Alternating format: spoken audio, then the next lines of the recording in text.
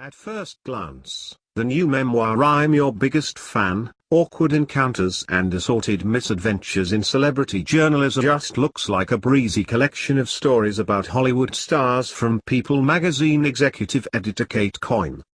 While that does describe the majority of the book, released last month, it also gets into the nitty-gritty of the tabloid world, from a look behind the scenes at the tawdry page 6 to just how far magazines will go to get a star on their cover.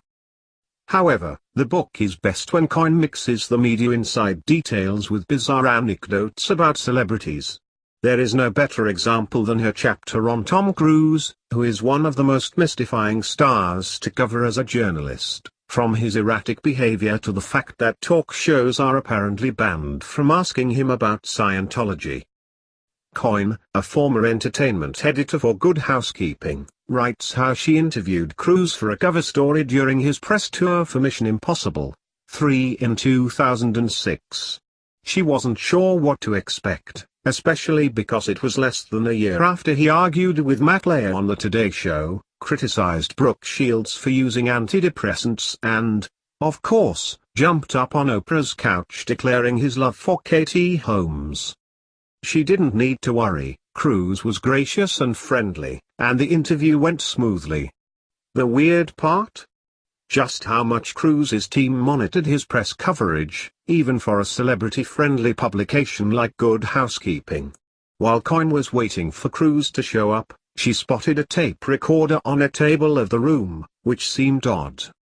Then, as soon as Cruise entered the room, his publicist quietly walked behind him and turned on the tape recorder, and then walked out again. To clarify, this is not generally a thing that happens. To this day, he is the only celebrity to have recorded an interview that I was recording, Coyne writes. When I think about how much sense it makes for a celebrity, particularly one known for having to handle controversy, to have proof of what they said, I'm surprised more subjects don't do this. There were other strange details about the Cruise interview. At one point, Holmes walked into the room and the couple greeted each other by just saying I love you and looking dreamily into each other's eyes. Later, Coyne writes, Cruise started dancing wildly to Kanye West's recording of the Mission Impossible theme song. But the tape recorder detail is the most telling. It's an example of how Cruise has handled image control over the years. A Cruise rep did not return a request for comment.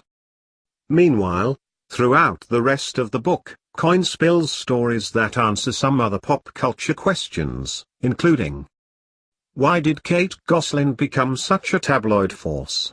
Basically, People and Us Weekly put her on the covers and sales went through the roof, which helped illustrate the appetite for the drama surrounding the TLC reality show Family and fueled their fame further. How do celebrities really feel about the Page 6 gossip column? Unsurprisingly, some really hate it. Coyne writes that when she started her career at Page 6, Michael Douglas almost made her cry at a party when he told her, quit that job before your soul turns back.